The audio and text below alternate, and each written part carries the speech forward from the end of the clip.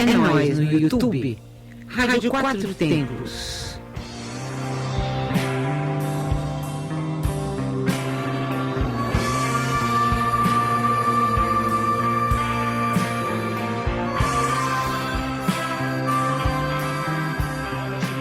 Vamos lá. Olá, pessoal. Esse é mais um É Nóis no YouTube e hoje para os fãs do automobilismo, coisa que a gente fala aqui na rádio, como vocês conhecem nos nossos programas. E para os fãs que estão aqui vendo a gente, hoje temos a honra de ter aqui conosco o piloto, jornalista e que já formou equipes próprias de protótipos e foi pioneiro em participações no exterior com equipe totalmente brasileira. Além de ter feito muita coisa diretamente no automobilismo, também escreveu 6 livros. 6 livros, olha, isso não é brincadeira, e acho que dá para escrever mais alguns ainda sobre o assunto especificamente. Então, com vocês, nosso bota boa, Jean Balder. E aí, Jean Balder, beleza? Tudo tranquilo, cara? Tudo tranquilo, Armando. Um prazer estar aí com vocês. É nosso, cara. Ó, falando de automobilismo, do Brasil e nos bastidores, como você já escreveu sobre isso, né? Quem teria sido o precursor do automobilismo no Brasil, segundo a sua opinião? Olha, Armando, para nós, é claro que cada um tem período, tem um ciclo por causa da nossa idade. Para nós, para mim pessoalmente, um dos pioneiros aqui no Brasil, que a gente comecei a acompanhar automobilismo, o engraçado de tudo, viu, Armando, foi o seguinte: eu comecei a frequentar Interlagos, eu tinha 9 anos de idade. E eu estudava na escola que era Caminho de Interlagos, aqui em Santo Amaro, no bairro de Santo Amaro. Então, quando eu ouvia os carros passarem, às vezes de ônibus, às vezes de bicicleta, enfim, eu no treino acompanhar garoto com cronômetro no pescoço e conheci uma pessoa que era um ícone, foi o Chico Landi. O Chico Landi, ele me ensinava, ele me chamava de alemãozinho, apesar de ser holandês, mas ele me chamava de alemãozinho. E ele, o cronômetro aqui, pega ali, faz isso, faz aquilo. Me deu algumas caronas para casa, imagina. Eu tinha já uma certa idade quando isso aconteceu, com 12, 13 anos de idade. Ele me levava para casa, imagina, eu nem dormia, né? Um sujeito que nem o Chico Landi, famoso, todo mundo aqui, era sinônimo assim de um carro que passava rápido já tinha o apelido de Chico Landi, né? Como claro. Teve também de Pintacuda e tal, né? Isso aí é uma história que comento. Então, naqueles dias que ele me levava para casa, eu não conseguia nem dormir, né? Falava, nossa, o seu Chico Landi me levou para casa e tal. Veja, Armando, que incrível, né? Muitos anos depois, tá? Muitos anos depois, com 22 anos eu tinha de idade, eu fiz dupla com ele, correndo de BMW, em algumas corridas, uma em Porto Alegre, uma na Bahia, e, enfim, olha que honra, né? Em dupla com o seu Chico Landi. Isso aí, pouquíssima gente aqui no meio automobilístico, da minha geração, tem o orgulho de falar isso, falar, nossa, eu fiz dupla com o sujeito que deu o início, porque, veja bem, Armando, o Chico Landi, ele foi o precursor para nós, porque ele participou de corridas de Fórmula 1 no Grande Prêmio já oficializado, né, a partir dos anos 50, 51, 52, o seu Chico correu de Fórmula 1 na Itália, na Suíça, enfim, ele tem uma história. Correu com o Fangio, com todos eles monstros da época, né? Com todo mundo, com Fangio, com Nuvolari, enfim, com o pessoal de ponta, né? E isso aí foi um pioneirismo incrível. Sim. Tudo bem, se você olhar a história da Fórmula 1, não só o seu Chico Landi, mas também o Gino Bianco, desculpe, não Giovanni, Gino Bianco, Fritz Dorey, enfim, teve outros brasileiros que também correram naquela década, no início dos anos 50. Mas aí eu comecei a frequentar automobilismo, quer dizer, para mim, foi uma coisa assim... Na realidade, eu tinha um vizinho que gostava de jogar basquete, ele me levava para jogar basquete. Mas quando eu entrei em Interlagos pela primeira vez para assistir uma corrida, aquilo passou a ser minha segunda casa. Eu comecei a ir em Interlagos de todas as maneiras, de bicicleta, a pé, enfim. E foi um período fantástico. E aprendi muito. porque o fato de você estar sempre lá junto com essa turma, você aprende, né? Porque você olha o sujeito fazer as curvas, você olha, você vai aprendendo, independente de você não ser um piloto nato, vamos dizer assim, porque tem pilotos que são natos, nascem com o dom. Sim. Mas a gente foi meio que aprendendo. E, oh, que legal! Eu andava de bicicleta imitando um dos pilotos ídolos nossos, era o Marinho corria de DKV. E eu imitava ele no guidão da bicicleta, tentando dirigir da mesma maneira. Então, foi um período fantástico esse. Pô, posso imaginar. Na verdade, coincidentemente, também morava em Santo Amaro, estudava numa escola que dava para ver, ouvir, na verdade, que estava bem longe, mas você conseguia enxergar lá a represa no fundo e Interlagos fazendo barulho quando tinha algum treino. E a gente dava um jeito de ir, a molecada dava um jeito de ir até lá e ver, encher o saco das pessoas. Naquela época, você entrava no box, né? Você incomodava tudo quanto era mecânico, tal, mas era muito legal. Hoje em dia seria impossível, né? Você não chega nem perto, né? Sem querer fazer comparações, já fazendo, vamos dizer assim, naquela época, Armando, o porteiro chamava Orozimo. Orozimo morava dentro do autódromo, numa casinha próxima à curva do lago. Sim. Ele era o único zelador do autódromo, vamos dizer assim. O portão de madeira, lá em cima, na Avenida Interlagos, hoje, com a Praça José Carlos Patti, tem um portão grande. O Orozimo ficava ali sentado, abria a porta para quem viesse treinar. Veja bem, olha a diferença. Não tinha ambulância, não tinha nada, né? Não tinha na pista. Inclusive, a entrada era por uma rua de terra, não era nem asfalto. Você descia uma rua de terra, saía lá embaixo, onde hoje tem o túnel de Interlagos, mas não tinha túnel, e entrava na pista. Tinha gente que ia na contramão para ir para o box, que o box era mais próximo ali à curva do Café, e tinha gente que dava a volta pelo anel externo. Então, o Orozimbo abria a porta para muita gente, que ia lá treinar, e não tinha horário, não tinha taxa de locação de autódromo, enfim, não tinha nada. Sim. Isso, se você comparar hoje, a facilidade com que os pilotos daquela época podiam treinar, entrar na pista e tudo, foi uma escola tão grande que hoje, para formar pilotos, Interlagos é quase que impossível você andar. As taxas são caríssimas para você dar uma volta ou treinar meia hora. Enfim, isso tira a possibilidade de você ter uma nova geração treinando mais. Porque eu me recordo que, quando o Emerson foi correr na Europa, ele chegou com muita bagagem ele chegou, porque ele treinava toda hora em Interlagos, toda hora que tinha com Fórmula V, como os carros que ele comprou depois, com a Willys, com a Dacon, enfim. Hoje é quase que impossível você imaginar que o piloto possa treinar constantemente. Os treinos são muito difíceis. Então, isso tira a possibilidade, claro que quem tem dom, como foi o Ayrton Senna, o próprio Nelson, porque os pilotos que têm um dom muito grande pelo automobilismo, mas você tira essa possibilidade, em parte, em função da falta de treinos constantes no Autódromo de Interlagos.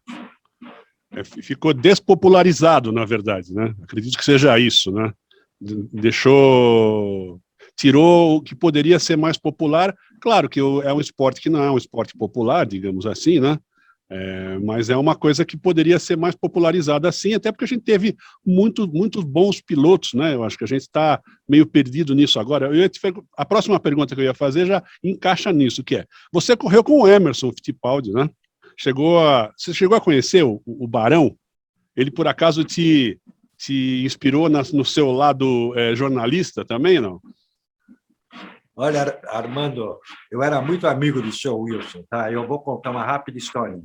Quando a gente era garoto com 13, 14 anos, eu tinha uma motocicletinha pequena, uma de 50 cilindradas, e o Emerson também tinha uma moto italiana, também de 50 cilindradas. E a gente ficou muito amiguinho, vamos dizer, naquela infância. Nós éramos infantes ainda, éramos garotos. E eu frequentava muito a casa dele. Dona Júzia, o senhor Wilson, a gente tinha um respeito muito grande porque eles ficavam orientando a gente o tempo todo. Cuidado, meninos, não sei o quê. E a gente, Armando, a gente saía com as motinhas, ia pesquisar circuito. Tinha muitos loteamentos em São Paulo, Jardim Marajoara, o Bom Voyage, que fica no início da Raposo Tavares, o Morumbi, enfim, era tudo bairros desertos, não tinha nada, e a gente ia montando uma pista. Porra, vamos montar ali e tal. Então, a gente montou até, no Bom Voyage, tinha tantas curvas que a gente chamava de Nürburgring, porque Nürburgring é 2 quilômetros. Vamos lá para Nürburgring, e a gente ficava andando de moto e estabelecia marcas. Olha que incrível, a gente pegava o cronômetro, ficava falando, não, em Nürburgring eu virei 1:04, em coisa eu virei 2 minutos. A gente era muito garoto, infante, e a gente era muito unido. Né? Íamos junto nas corridas, assistimos várias corridas de calça curta, tá? Sem nenhuma participação. E, com o tempo, isso foi...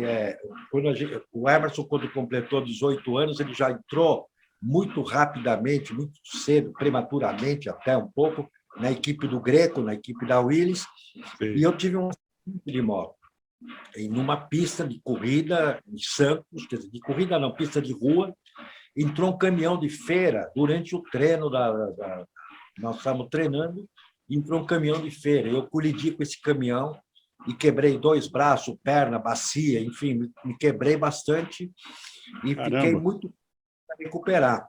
Então, eu fiquei meio ano, praticamente fora da possibilidade de estrear ou de correr, enfim. E quando eu passei a correr, eu já quase 19 anos, o Emerson 18, e teve uma 1000 milhas brasileiras em 66, que a história é um pouco longa. A gente não tinha carro para correr, mas a fábrica da Puma, que na época chamava Lumimare, emprestou uma Alzone, que era um carro deles, ligado à fábrica, a fábrica DKV. A DKV oficial tinha se afastado das corridas. Nós conseguimos emprestar esse carro, não só nós, mas 5 carros foram emprestados. Montamos uma equipe não oficial de fábrica, e sim equipe Brasil, usando os carros que eram oficiais, que eram resíduos da equipe oficial da fábrica. E nós corremos junto as 1000 milhas. O incrível que a gente não tinha expectativa de chegar, talvez, entre os 5, 6 primeiros, seria uma vitória. Primeiros, porque a nossa força mecânica, comparado às carreteiras, não era a ponto de imaginar que a gente tinha um certo favoritismo. E o incrível é que, durante a noite toda, com muita constância, com muita persistência, vamos falar um pouco sobre a persistência do Emerson também, depois, nós chegamos a liderar a corrida de madrugada. Claro que uma corrida longa tem vários problemas, teve equipe que quebrou ponta de erro, teve gente que, enfim, teve problemas mecânicos, mas nós, na regularidade, quando chegamos na parte da manhã, nós liderávamos a corrida e faltou muito pouco, mas pouco mesmo, para a gente sair vitorioso, porque o motor acabou tendo um problema num dos cilindros, eu vinha pilotando, era um motor DKV de 3 cilindros, um cilindro falhou, e acabamos em 2 cilindros sendo ultrapassados pela carreteira do Camilo Cristóforo e do Eduardo Celidoni, em dupla, e do próprio companheiro de equipe nosso, que era o Marco com o Taca. Sobre a persistência do Emerson, Armando, você veja que coisa. Antes da corrida, o Emerson falava, Jean, nós temos que nos dedicar, nós temos que... E a gente se dedicava muito. Ele chegou a parar em quitanda de verduras, para comprar cenoura, porque ele falou, se baixar a neblina, nós vamos enxergar tudo. Imagina, né? Quer dizer, há 2 semanas do evento, eu falei, nossa, tá bom, então vamos mastigar a cenoura. Porque ele tem uma pista que fica no meio de 2 represas e baixava muita neblina. Era habitual ter em corrida longa. Aí ele colocou isso, não, vamos comer cenoura para a gente enxergar mais, se baixar a neblina e tal. E também nós tínhamos um para-brisa que era temperado, não era um para-brisa laminado, então ela corria muito risco de bater uma pedrinha, porque Interlagos, Armando, você frequentou, era uma trilha, e muito pedrisco por fora. Hoje chama esse pedrisco de farofa, né? Mas você não podia sair da trilha.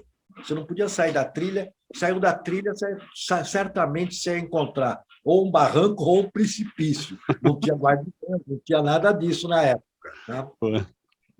Então, a proposta nossa era de fazer a corrida limpa, a corrida sem correr risco de quebra. Nós nos preparamos muito para isso e foi uma dupla assim comigo, com ele. A gente um olhava no olho do outro, a gente já sabia mais ou menos o que ia transmitir. Então a gente levou o carro da melhor maneira possível. A gente não fez concorrência interna da equipe, quem anda mais rápido, quem não anda mais rápido. A gente fez uma dupla para somar a performance do carro. E quase deu certo com o carro com menos potência. A gente chegou, para nós foi uma vitória, mesmo terminando em terceiro lugar. Pô, muito legal, cara. Mas a persistência vale a pena. E eu me lembro que, mais para frente um pouco, o Emerson começou a crescer na Fórmula 1, né? E eu era moleque, eu era muito fã. Eu tenho até hoje uma caixa de ferramenta que eu tinha quando era moleque, com um monte de adesivo que era Varga, Emerson, assinatura do Emerson, tudo. Mas, pô, a gente tem até hoje CBE com assinatura. Né? Eu esqueci de fazer a resposta. O seu Wilson, você perguntou sobre o Barão. Sim. Tá? Uhum. A história... eu pergunto do Barão, porque o Barão foi na minha... não sei se é isso, mas pelo que eu conheça, ele foi um dos primeiros com jornalismo do esporte a motor. Eu acho que eu não estou errado, mas é uma coisa muito admirável, né? Eu vou te contar uma historinha do Barão. Eu ia muito à casa dele e durante um período eu fiz muitos comentários na época dos anos 90 na Rádio Eldorado aqui em São Paulo. Sim. Eu fazia comentário de automobilismo. E uma vez eu levei o seu Wilson lá, porque a gente se dava bem, conhecia e tal. E o seu Wilson ele comentou, olha que história incrível. A transmissão de uma corrida internacional foi feita pelo Barão, seu Wilson, numa corrida no Grande Prêmio de Bari, em 1948. A Fórmula 1 não existia ainda, eram carros Grand Prix. No ano anterior, o Chico Landi ganhou uma corrida em Bari e não tinha cobertura da imprensa brasileira. No ano seguinte, o seu Wilson foi... Eu estou talvez errando por um ano, acho que 40 o Chico ganhou e 49 o seu Wilson foi. Ele foi por solicitação do senhor Paulo Machado de Carvalho, que era o proprietário da rede Jovem Pan Record. Jovem Pan Record. E o seu Wilson foi. Olha a história. Ele chegou praticamente com uma mão na frente e outra atrás. Aí ele chegou lá na corrida em Bari, no circuito, e pediu os cabos da TV italiana ou da rádio emprestado para ele poder fazer a transmissão. Olha que incrível. Ele acertou o relógio com o produtor do programa no Brasil. Vamos acertar o relógio, em determinada hora eu entro falando, porque ele não tinha retorno. Imagina, ele ia abrir a transmissão, atenção Brasil, vai largar, sou Chico Landi e tal, num determinado horário com o relógio ajustado com o produtor no Brasil. Tinha que confiar no produtor loucamente, né? Você imagina, Armando, ele sentado na beira da pista e atenção Brasil, e abriu a transmissão sem retorno. E a comunicação já era meio difícil, parecia onda, né? Aquele ia, voltava, sabe? Queria uma ligação internacional da época, variava muito. Sim. E aí, de repente, o seu Wilson terminou a transmissão, atenção Brasil, e não tinha interrupção, porque o produtor aqui é que interrompia para entrar algum comercial, um anúncio de propaganda, mas quando o seu Wilson dava um intervalinho, mas não estava nada combinado. O seu Wilson falou direto, durante 2 horas ou 2 horas e meia, o seu Chico Landi quebrou nessa corrida. Então, infelizmente, não teve o resultado esperado. Né? Sim. Ele comentando com a gente, ele falou assim, cheguei no hotel, eu não sabia se tinha dado certo, eu não sabia se a transmissão tinha entrado no ar, nada. Ele chegou no hotel, um telegrama, que era a comunicação da época, Sim. do seu Paulo Machado de Carvalho. Wilson, fantástico. Ele falou que alívio. Quando eu li aquele telegrama, fantástico, ele me aliviou inteiro, porque ele estava lá, ele foi sem nada, ele emprestou os cabos, microfone, tudo da RAI lá. Sim, da Rede TV italiana. Pô, é muito legal isso, pô. Eu vejo alguns trechos, a gente até colocou na rádio um trecho de uma narração, da narração dele quando o Emerson ganhou, né? Assim, um disco eu tenho aqui, é um vinil, né? É um vinil que Sim. tem a vitória do Emerson em Monza, narrada pelo pai.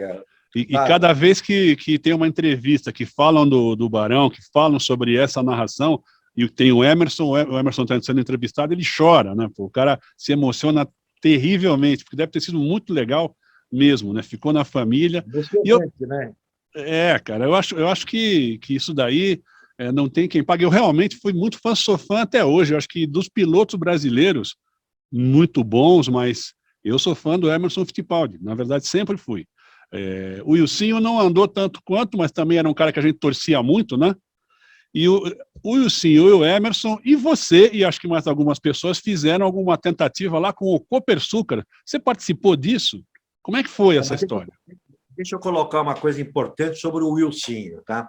O Wilsinho tem 2 anos, 3 anos mais velho que o Emerson. Tá? Tudo que o Wilsinho fazia, a gente se inspirava. Ele foi a nossa referência. Porque quando começou o kartismo, o Wilsinho foi correr de kart. Nós não corríamos, nós empurrávamos o kart para fazer o motor pegar, aquelas coisas e tal. Sim. O Wilsinho foi um dos primeiros pilotos a ingressar na equipe da Willys, a convite do Christian Heinz. Então, fala, nossa, o Tigrão vai... Na época, apelido Tigrão, o Tigrão vai correr na equipe da Willys, nossa, tá. A gente ia sempre na referência. O Emerson ia muito na cola e aprendeu muito com o irmão dele. Então, na época, sem fazer nenhum tipo de comparação, o Emerson era irmão do Wilson. Tá? A coisa virou no momento que o Emerson se deu muito bem na Fórmula 1, com as equipes certas, na hora certa, com a Lotus, depois com a McLaren. Sim. Enfim, e o Wilson tentou também com a Brabham, né, antes de ter o Copersucar, ele tentou a Brabham, a dupla dele era junto com o Lolly Reutemann, infelizmente falei semana passada, né? Enfim, e o Wilson não deu o retorno que deu o Emerson, porque o Emerson fez uma carreira na Europa com sequência. Ele chegou Fórmula Ford, depois Fórmula 3, Fórmula 2, Fórmula 1.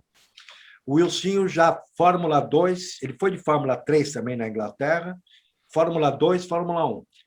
Um ano depois, quer dizer, o Emerson foi antes que o Wilson oficialmente corre.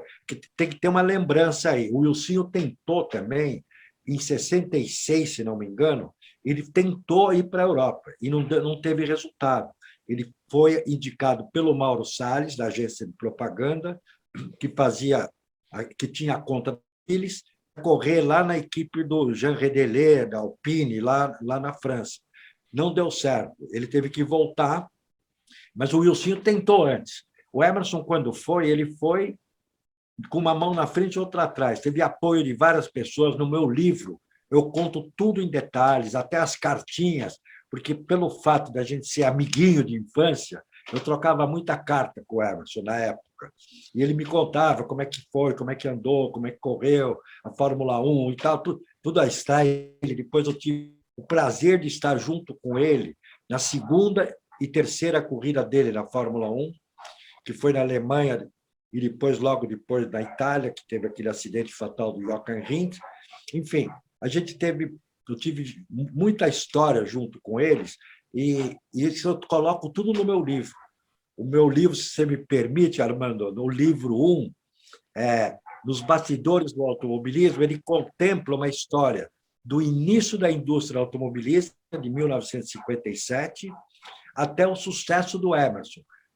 Em 72, foram apenas 15 anos. Imagina um país que não tinha tradição no automobilismo. Tudo bem que o Chico foi pioneiro, mas isso lá atrás, corridas esporádicas. De repente, na indústria brasileira, nasce uma nova geração de pilotos, que foi, eventualmente, eu sempre coloco isso, um ciclo novo, porque a gente começou a conviver com o automóvel e o prazer de ir nas oficinas e ver o motor funcionando como garoto e tudo, e o automóvel passou a ser um sonho de consumo para todo mundo, não só automobilismo, como também do uso diário. Sim. E isso foi o que nos forneceu essa possibilidade. E foram apenas 15 anos. Então, esse período, só para relatar um pouco rapidamente do livro, é assim, o jornalista do New York Times, num prêmio do Brasil em Interlagos, ele meio que desafiou e perguntou como é que o Brasil dava tão certo como pilotos no automobilismo, em todas as categorias, indistintamente. Eu disse, um brincou na mesa lá da sala de imprensa, falou: é a água que a gente bebe. Aí o outro: não, é o trânsito maluco. Eu falei: não é nada disso. Nós temos uma história, nós criamos bagagem. Quando o Emerson e Patti, e sim, Luizinho Pereira Bueno, enfim, todos que foram correr, até a nível internacional, eles chegaram lá com bagagem. A gente aprendeu muita coisa, e porque nós tivemos uma indústria e tal. E isso me desafiou a escrever um livro, porque nesse período não tinha ninguém contando essa história. A gente tem os livros do Nelson Piquet, tem livros do Ayrton Senna, do próprio Emerson, tem vários livros. Eu falei: mas isso é uma parte da história que não tem. Ninguém comentou nada. Como eu vivi e ouvi, eu falei: sabe de uma coisa? Eu vou escrever um livro daquele período, de tudo que passou, tudo que eu vi, ouvi e vivi. E aí aliás, esse é o título do livro, né? Estou vendo aqui, Nos Bastidores do Automobilismo Brasileiro, que vivi e ouvi. É isso aí. Pô, uma bagagem, é um conteúdo muito legal para o automobilismo, os teus 6 livros, né? 6 livros não é brincadeira, não.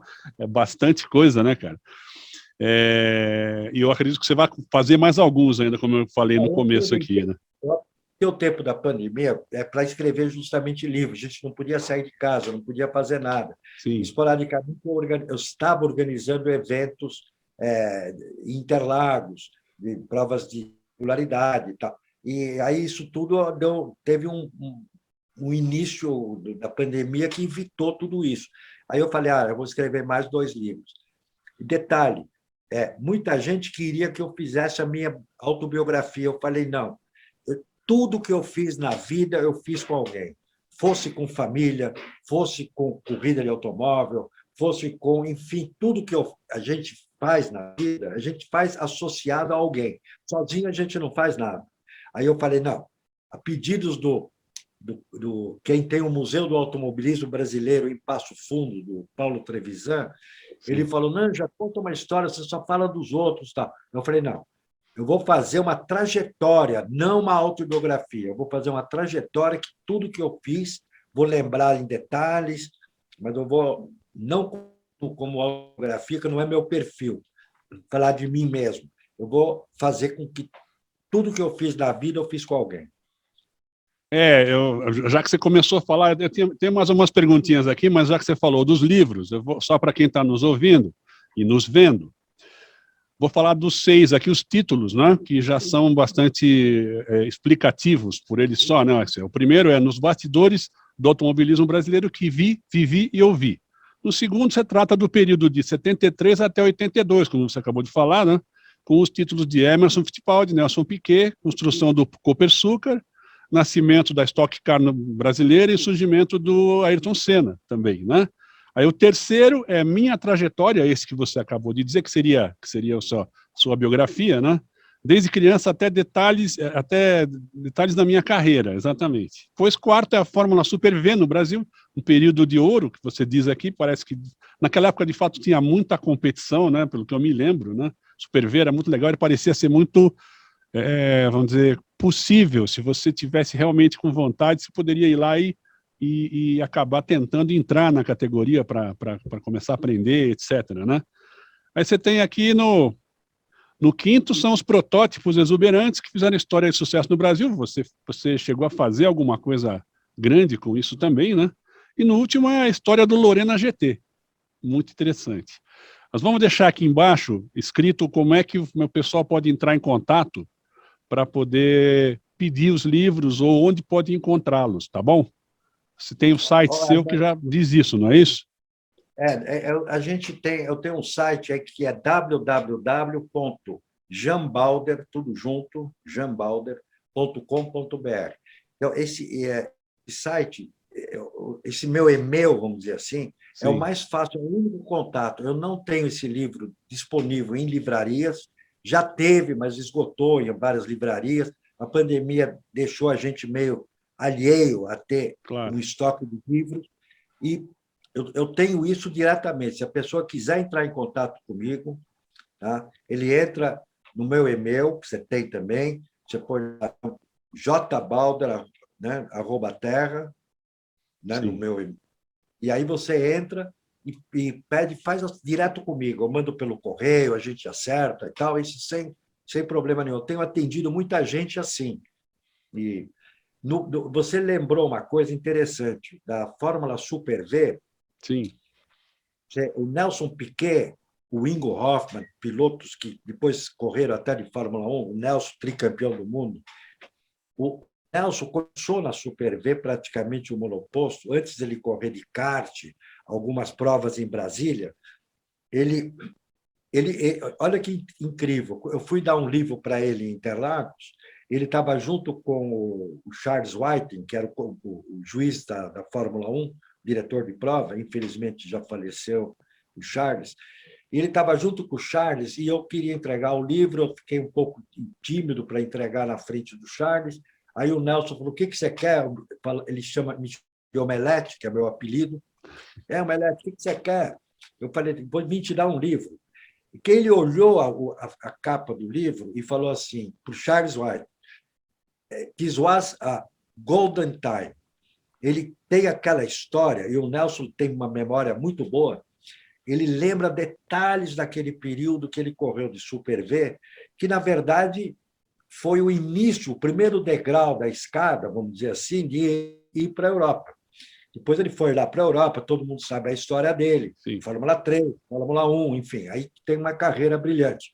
Mas a Super V foi o início de um período fantástico para os pilotos. A Volkswagen era patrocinadora, Sim. tinha bons prêmios, equipes profissionais.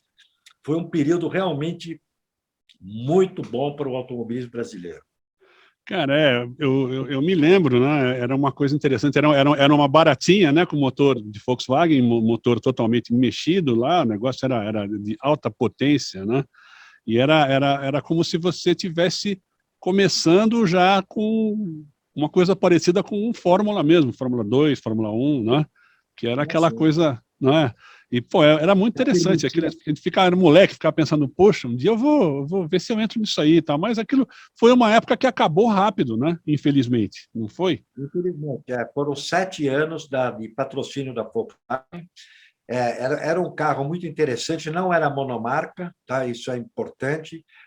Os fabricantes podiam fabricar a seu próprio modo o chassis, desde que obedecesse dimensões limitadas para o regulamento. Então, teve várias marcas que fizeram. A única obrigação era ter um motor Volkswagen 1600.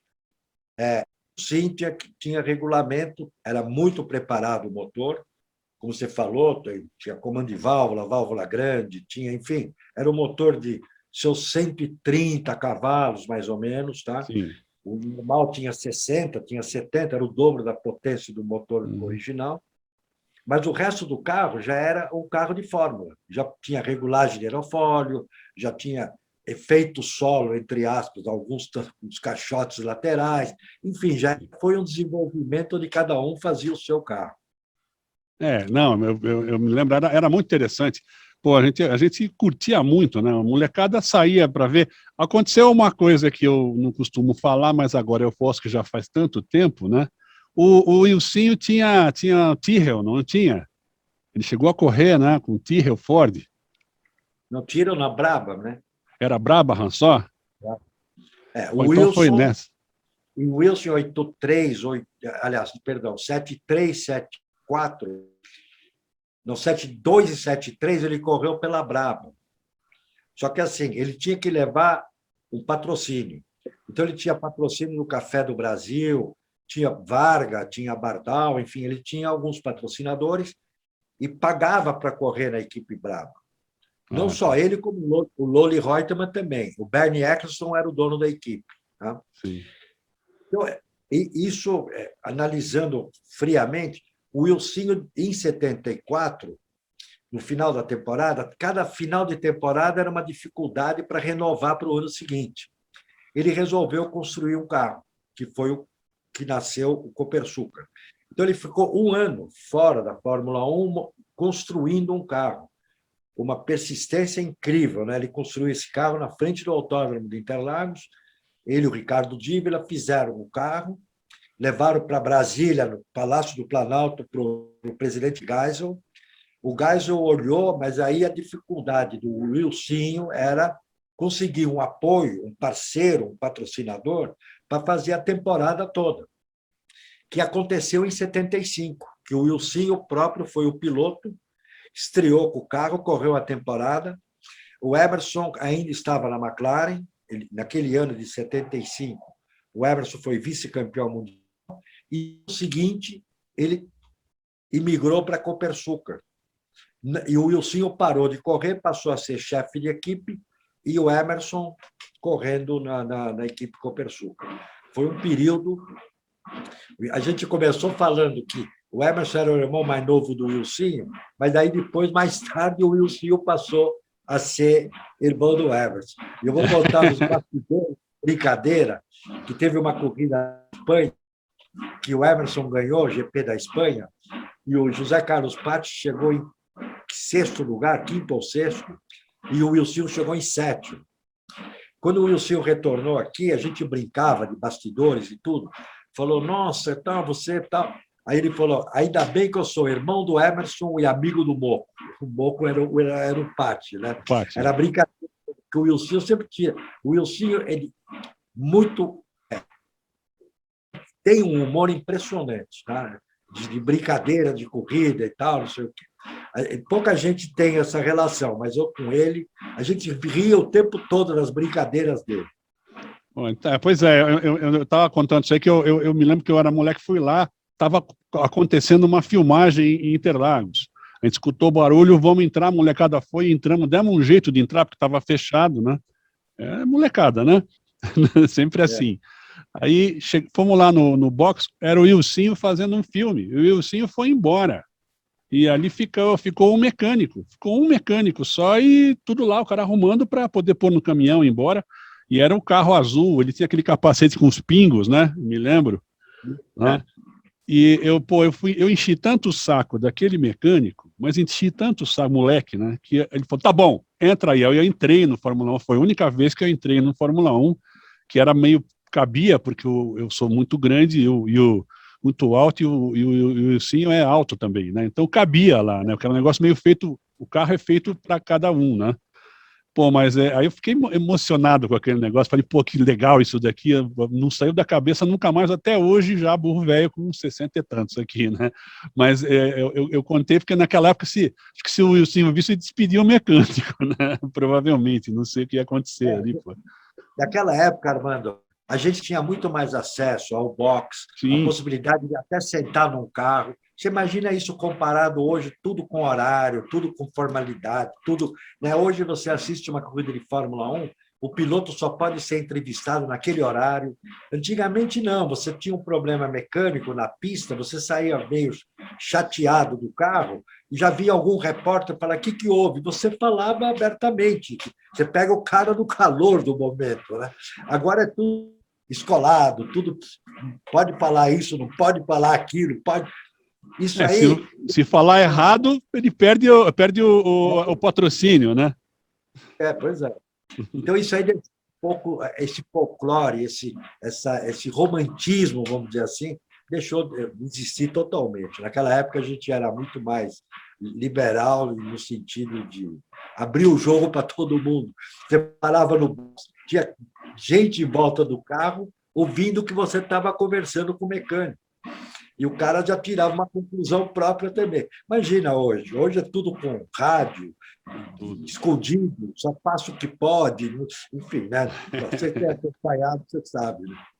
Isso é uma das coisas que eu até tenho uma pergunta para frente aqui sobre isso, né? Porque eu acredito que a gente está tendo ainda um período na Fórmula 1, por exemplo, falando de uma categoria, as outras você pode completar, se você tiver alguma ideia disso, mas eu acho que está ficando sem graça. Você tem uma coisa meio combinada, você já sabe, você consegue prever quem vai ser o pelotão da frente, quem vai ser o pelotão de trás, você sabe quem vai chegar quase que na ordem, por uma questão de muita diferença entre as equipes, né? Tem diferenças mecânicas, diferenças de aerodinâmica, enfim, diferença da equipe no modo geral. O que você acha Armando, disso? Acho que está perdendo um pouco, né? Ou vai melhorar? Perdeu muito, pouco não, perdeu muito desse folclore. Eu vou te colocar uma referência, um assunto que eu passei junto com o José Carlos Patti. O Moco era muito meu amigo, então o apelido do Patti é Moco, né? Sim. E ele ganhou o Grande Prêmio do Brasil de 1975.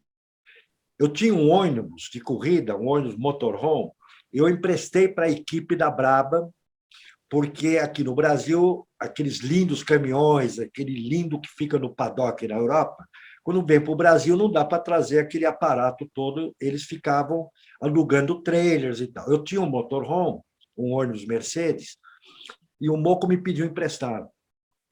Nós torcemos por ele lá em cima do ônibus, tinha um deck e tal. Enfim, a esposa dele estava grávida do segundo filho, enfim, estava todo na torcida. E, incrivelmente, o Moco ganhou a corrida. Imagina, a emoção nossa de sair daquele ônibus, a Elda, a mulher dele, agarrada na minha mão, nós fomos comemorar a vitória com ele sentado dentro do carro e eu tentando tirar ele do carro para erguer ele pela perna. Tá? Olha a diferença, dando uma comparação com o de hoje. Tá? E ele falava, Omelete, porque o meu apelido é Omelete, calma, calma, calma. Eu consegui soltar o cinto, eu levantei a perna dele num lado, o Luiz Greco, que era chefe da equipe da Williams, levantou do outro, e essa foto saiu na contracapa da revista Auto Sprint. Eu tenho ela, inclusive no livro também tem essa foto. Eu de um lado, o Greco do outro, enfim, levantando a vitória do José Carlos Patti. Olha a diferença. Aí o Moco sobe no pódio, ele era muito simples, ele era muito... Deram uma bandeira brasileira para ele, ele levantou a bandeira e o macacão aberto, o patrocinador dele não aparecia, todo mundo gritava, Moco, abre o fecha o macacão, porque ele estava no pódio, sem o menor interesse. Imagina hoje, você olha o capacete do piloto, o macacão do piloto cheio de parceiros, tudo bem, é inquestionável isso, mas é impressionante a quantidade de patrocinadores que tem comparado com aquela época. Não, e não é isso só. Hoje em dia o cara tem uma rotina, né? Ele pega, tira o capacete e automaticamente já põe o bonezinho, porque já tem um patrocínio que tem que aparecer, é tudo contratual, né? Se o cara não puser, perde o contrato, pode ter problemas, ou seja, é meio... Agora, o problema não é esse, o problema é você não ver o braço do cara, não ver o cara tocando o carro. Às vezes você vê que o cara saiu na frente porque ele tem um carro melhor, o segundo piloto da equipe fica atrás, e depois vem uma segunda equipe, e lá no fundo vem o segundo pelotão com mais 1, 2, 3, que você já sabe quais são também. Quer dizer, agora parece que melhorou um pouco isso, mas eu queria saber, você acha que vai melhorar? Ou vai continuar essa coisa meio que começou a ficar chata, vamos dizer assim? Armando, se você comparar a temporada passada com essa temporada aqui aproximou mais. Tá? Não só a Red Bull em relação à Mercedes, que são os carros de ponta, mas também as equipes de trás. Se você olhar bem no treino, a diferença entre o pole position e o último colocado dá 1,5 segundos, 2 segundos. E dentro do primeiro segundo tem 10, 12 carros. E competitivo. É uma preocupação, acho que até da Fórmula 1, ter um grid mais próximo, não ter a diferença incrível. É lógico que Mercedes e Red Bull estão com uma vantagem. Nessa última corrida, penalizaram o Hamilton em 10 segundos.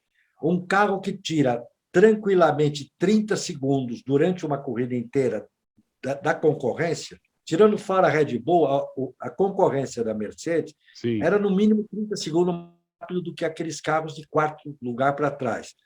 Os 10 segundos era uma penalidade simples, branda.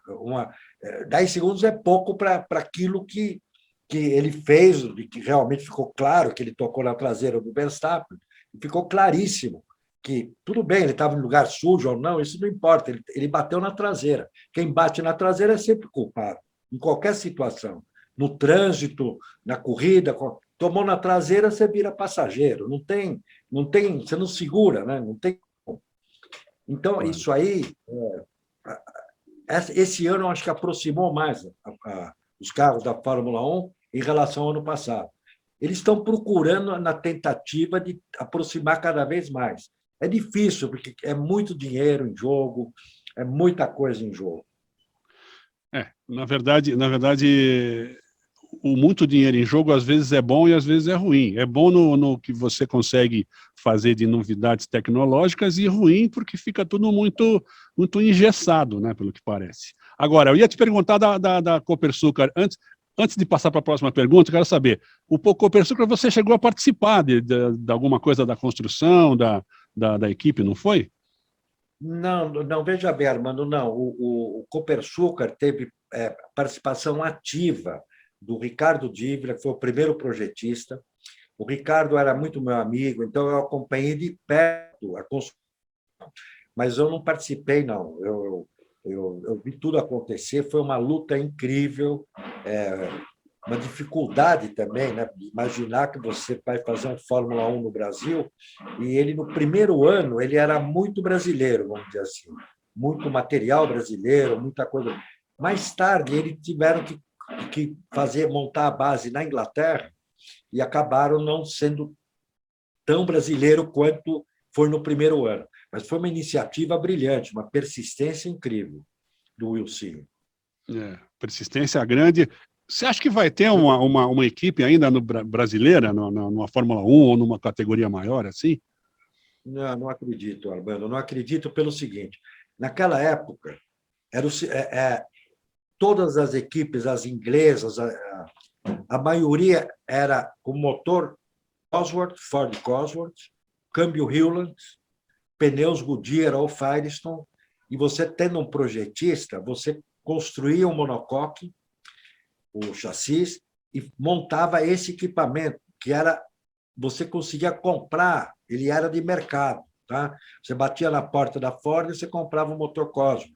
Na casa de câmbio, na fábrica da Hewland, você comprava o câmbio.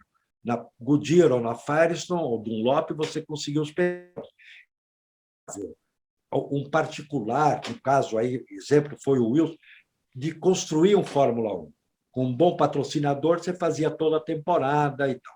Hoje, isso é impossível. Se você não tiver uma parceria com uma montadora fábrica, te oferecendo os motores.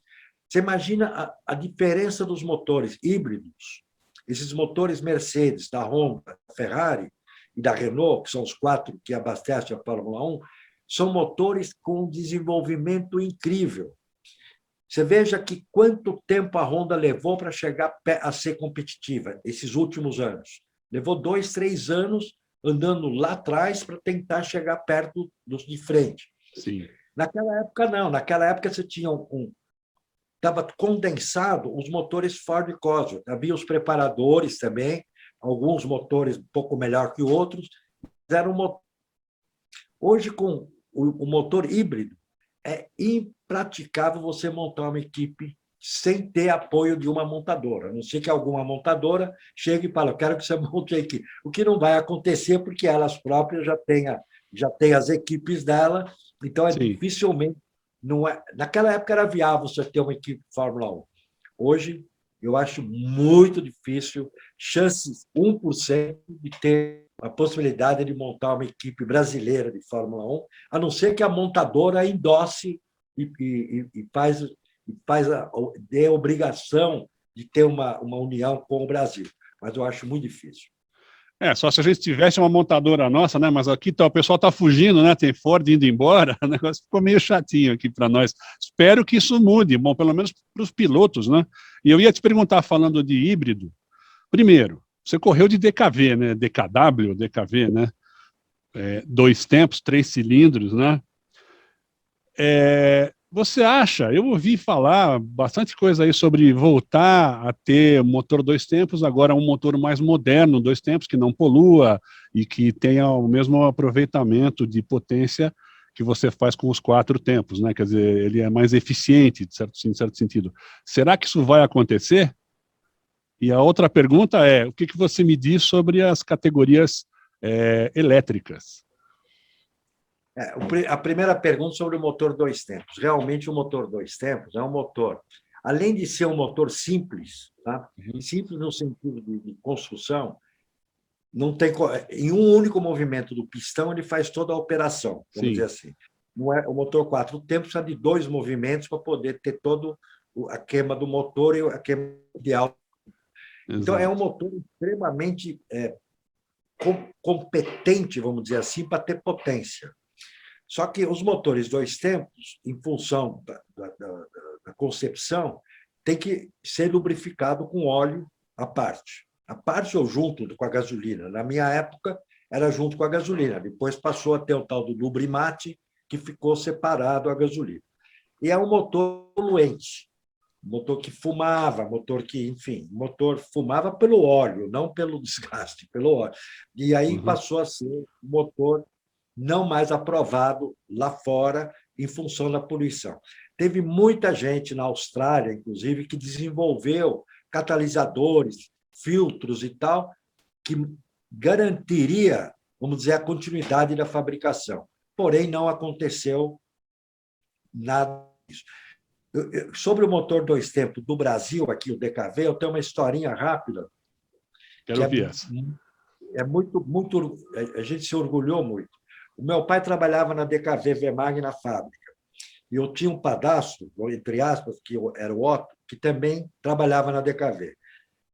Eles tiraram a equipe da DKV, não só o Otto, mas o Jorge Letre, o Crispim, os mecânicos, tal, a equipe toda tinha uma potência bárbara do motor 1.100 centímetros, tiraram 108 cavalos do motor, quase que 100 cavalos litro de cilindrada. Legal. Na Alemanha, eles não tiravam isso. E olha a história. O Sr. Colin Chapman, que era dono da Lotus, ele descobriu que no Brasil tinha um motor DKV com 108 cavalos. Vamos dizer, 100 cavalos, motor de 1 litro. E existia uma categoria na Inglaterra, que era a Fórmula Júnior, que era até 1 litro, até 1.000 centímetros. E o Colin Chapman se interessou em saber desse motor brasileiro que tinha quase 100 cavalos litro. Ele queria saber. Acontece que a DKV foi fabricada sob licença da Auto Union. A Auto Union, a Audi hoje, na Alemanha. E nada podia ser tratado diretamente, Brasil com o Colin Chapman na Inglaterra, sem passar pela matriz.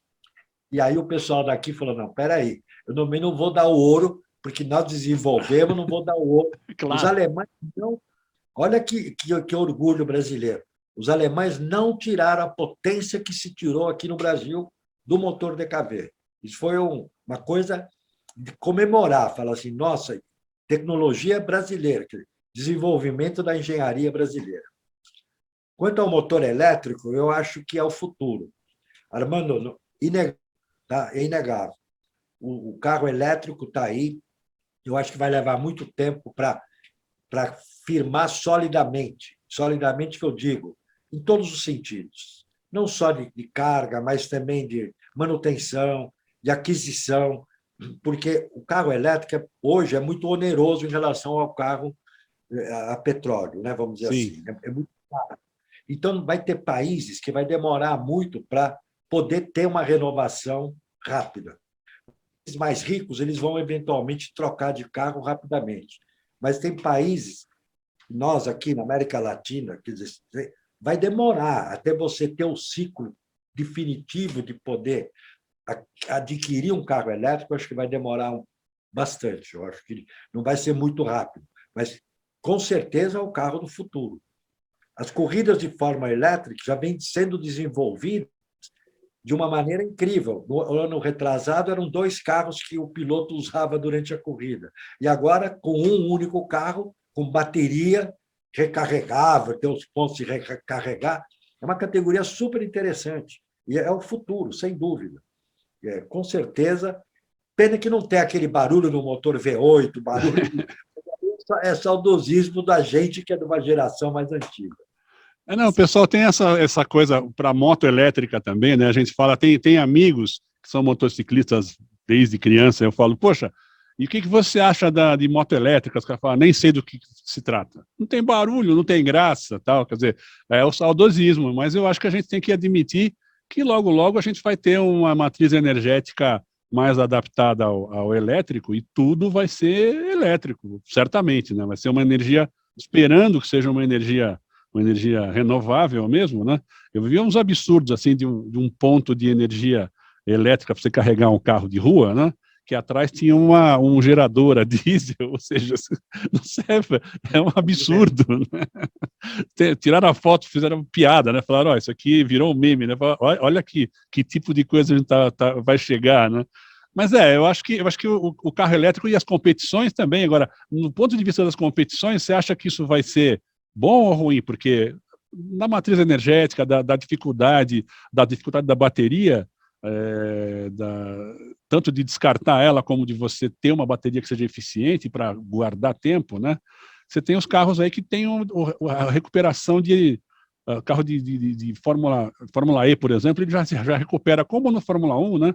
Recupera na frenagem, na desaceleração, ele recupera energia, né? E recarrega. Não vai ser uma coisa interessante, assim, quase mais aproveitável? Você acha que, no caso de corrida, vai ser interessante ou vai ser uma coisa sem graça do ponto de vista de dirigir aquilo, que não vai ter marcha, vai ser um negócio meio diferente? Não, é saber o futuro, que se vai ter sucesso a nível de show, de corrida. É só uma suposição, veja, né? Eu não arriscaria, mas eu acho que, como desenvolvimento, sem dúvida vai ser um desenvolvimento. Os carros híbridos já são, vamos dizer, o motor a gasolina carrega a bateria, a energia, como você falou, você freia, ganha calor, o calor alimenta uma turbina, no caso da Fórmula 1, e ganha potência. Enfim, é um desenvolvimento fantástico isso, é espetacular. Imaginar que você freia, você ganha com a temperatura do freio, você injeta em outro lugar, reaproveita isso. Até 2, 3, 4 anos atrás não tinha nada disso. E os carros que estão andando na rua, que são híbridos, eu particularmente não tenho nenhum, porque está longe do meu alcance financeiro, mas um amigo que tem, ele só dá elogios. Ele fala que é impressionante, a bateria é recarregável, um motorzinho, um gerador recarrega ele em movimento. Então, é uma coisa que o futuro, na minha avaliação, sem dúvida vai ser por aí. Beleza, olha, eu acho que vai ser interessante, sim. Eu acho que tudo a gente tem que admitir que a gente tem que parar com o medo do novo, que é do ser humano, né? E entender que o novo vem para bem, para melhorar o desempenho, a eficiência e tudo, né? Eu acho que é por aí. Cara, eu gostaria de falar mais e vou te convidar já para a gente falar de outros assuntos que, se a gente falar aqui, a gente vai extrapolar muito o nosso tempo, né?